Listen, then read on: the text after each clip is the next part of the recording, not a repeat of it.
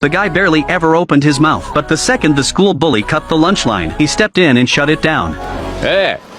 Everyone figured he would back off seeing how many guys the bully had, but Suho moved forward without hesitation and shoved the guy out of the way hard. Конец, живо! While everyone else scattered and bolted, one person refused to move an inch, still standing there cutting in line like he owned the place, and that person was his best friend. Suho tried everything to pull him back, but Fancher, who was normally the most easygoing guy around, was completely dug in and not budging. Иди в конец, Помси. Не хочу. That moment when Suho did the right thing and stood his ground, quietly planted a seed of revenge deep inside Fancher. He wanted his pride back at any cost, so he went behind everyone's backs and got some local troublemakers involved. While Suho was upstairs making a delivery, they snuck down and cut his brake line. Suho had no idea anything was wrong and pushed the bike up to 60 miles per hour, before suddenly realizing the brakes had completely failed. Seeing Suho get hurt made Fancher feel genuinely guilty at first, but then the next day Suho dragged himself into class on his injured leg, and that guilt evaporated instantly and got replaced by pure anger. And on top of that, Suho had already figured out exactly what Fancher had done. Не смотри на меня, это блевану. Смотри. Fancher kept his expression completely neutral and gave nothing away, but something cold and murderous had lit up behind his eyes. He went out and paid an active professional MMA fighter to take care of things. He was going to make Suho pay hard for everything, but when he tried calling to draw Suho out, Suho never picked up once, so he switched gears and had Suho's little sister kidnapped, then sent a threatening text. Yen Shiran happened to catch the whole thing. The three of them had once been the tightest crew imaginable, and he was not about to let this keep escalating, so he wiped the entire chat history clean first, then blocked Fancher's messages, powered his phone all the way off, and shoved it deep under the couch cushions. Then he headed to the meeting spot completely alone. Staring down that narrow rundown corridor, he knew the odds were not in his favor. His only real chance was to work every inch of the environment around him. He counted how many guys were waiting, then quietly reached behind his back and pulled out a wrench. Сюин? А где Сухо? Уходим. Что? Эй, стоять, падла! Ловите их! The two of them took off running full speed, but the space was way too cramped, and they got grabbed by the thugs and slammed up against the wall. Беги! Я вызову полицию!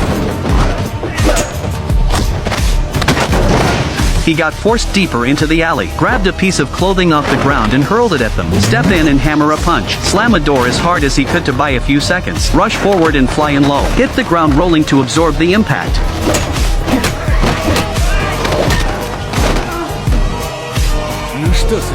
One of them picked up an iron rod and started closing in step by step. Yen Shiran looked up and spotted a pile of cement dust across the way.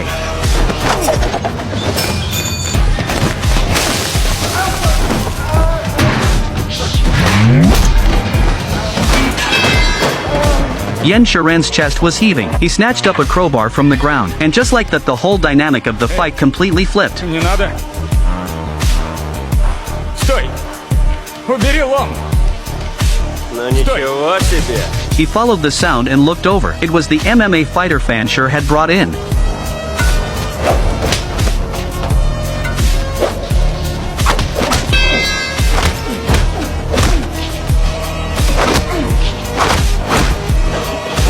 Yen Shiran refused to let go, so the fighter came back with another uppercut straight to the stomach. The hit landed like a knife twisting deep inside him. The fighter grabbed him by the hair, loaded up and brought everything down on him. After that, Yen Shiran could not get himself back up, but they still had no intention of stopping.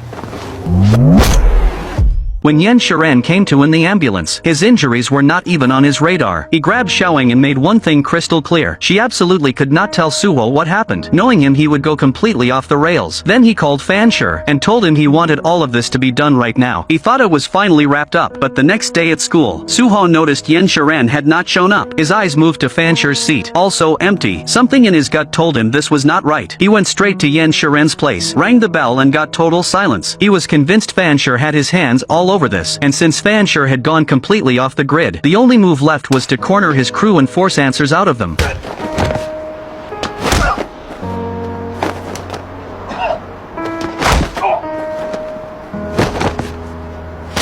Стой!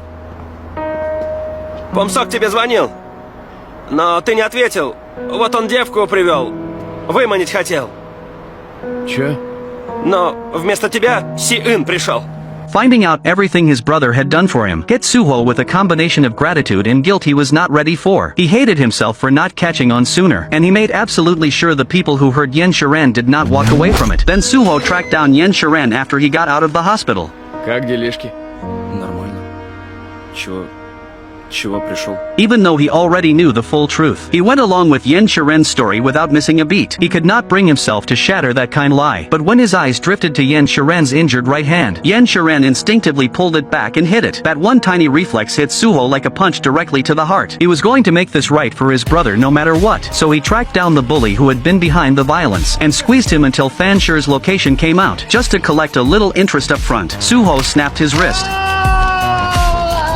In the end, he set up a meeting with Fanshir at a boxing gym. Suho pushed the door open, walked straight through the crowd directly toward him. He was willing to apologize for not being there for Fanshir back then, but there was one thing he would never let go. Nobody gets to hurt his brother and walk away clean.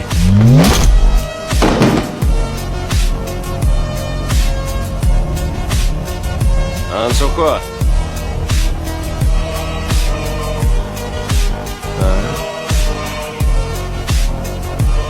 Иди сюда.